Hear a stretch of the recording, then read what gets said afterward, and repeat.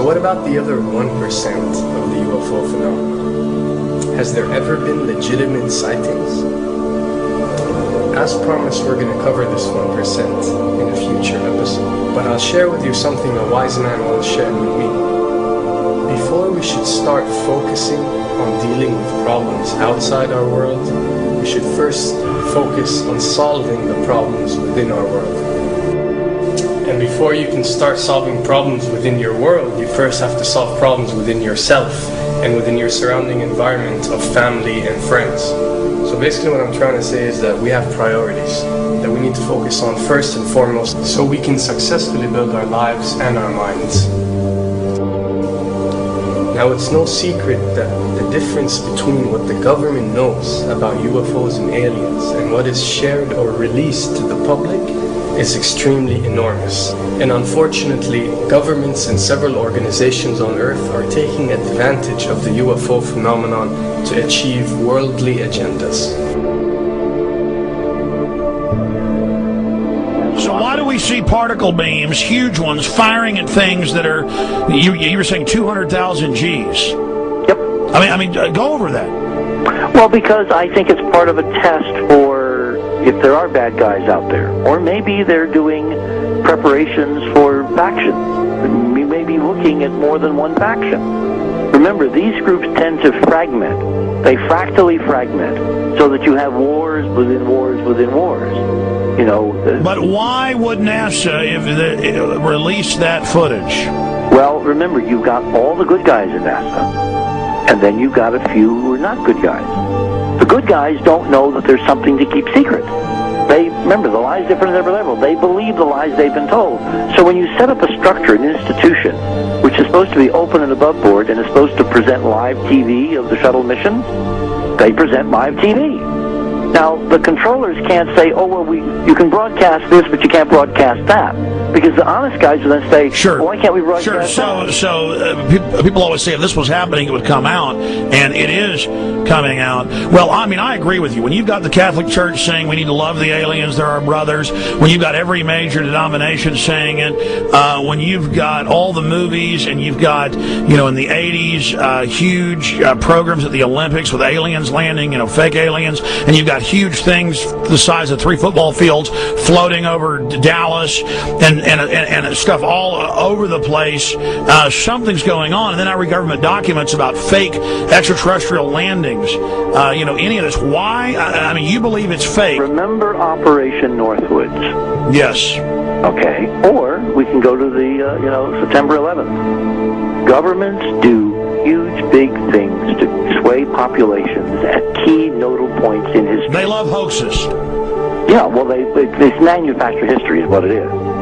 We are building, all my UFO friends, I need to shake them because they're so, frankly, they're extremely naive, Alex. They really believe we're building toward disclosure. I believe we're building toward a mass, carefully manufactured, fake event where ETs, who are really humans, who are really part of this secret clique, who are probably Nazis, who developed and perfected their technology from World War II, which is why you've got to get, Joseph on. They are going to basically fake out the world. And there's an incredible window on the Nazi black ops programs, the compartmentalized, incredible high technology efforts that were being funded by the Nazi war machine, particularly toward the end of the war, in a desperate effort to win the war, and they fastened their hopes on several key technologies, some of which appear to be the control of gravity itself, which again is a separate piece of data from my work, which came at this from a hyperdimensional physics perspective. We know there's a lot of suppressed technology. 20 years after the B-2 bomber was already in service, they declassify it. So we have a lot of cases of that. We know there's a whole shadow government. This is technology and physics, Alex, that would make anything you think you know like a candle flame compared to a hydrogen bomb. This is a physics that literally allows you to rearrange time.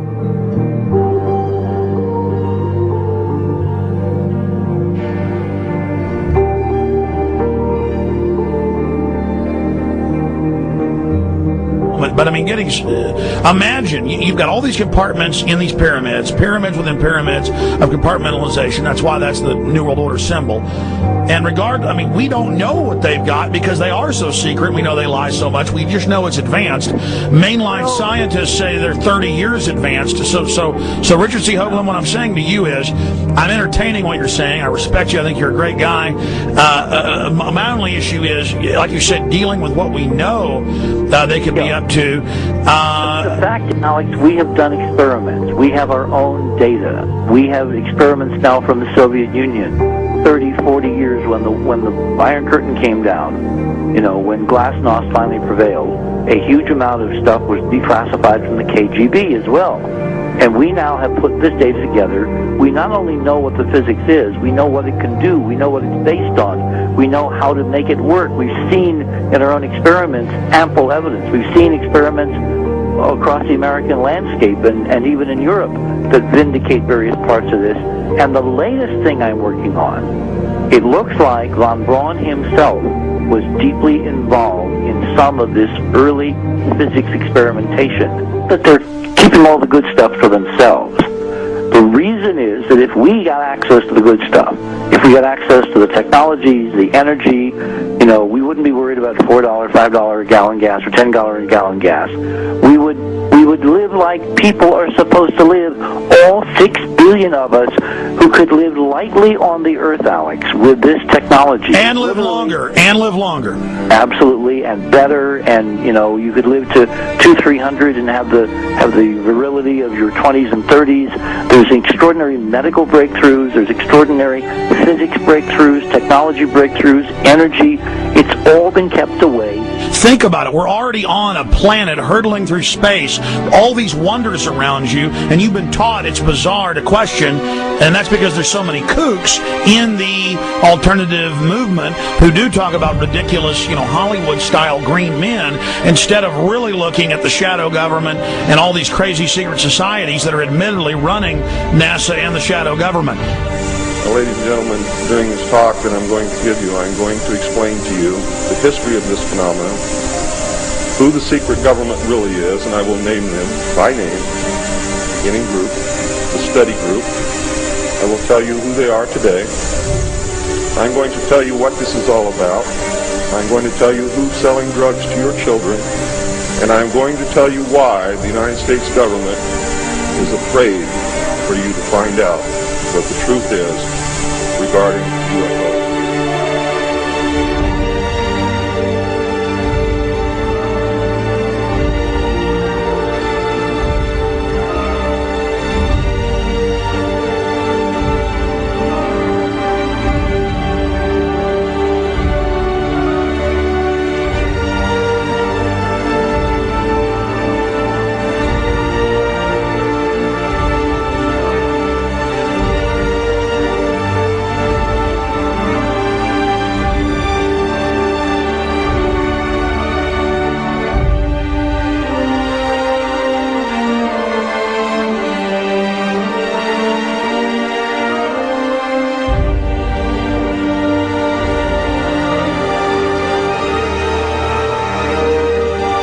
And it turns out that even though she remembered that she'd been part of the team to debrief the astronauts, she couldn't remember a thing that they said. She couldn't remember why she no longer was working with NASA. She couldn't remember. In other words, her memory lapses were enormous, and I don't think they were feigned, because we now found the same pattern in all the flight crews. Because the awful truth, Alex, is they have been brainwashed. They have been mind controlled. They have had a technology, a very sophisticated technology, which took away the real missions that they experienced.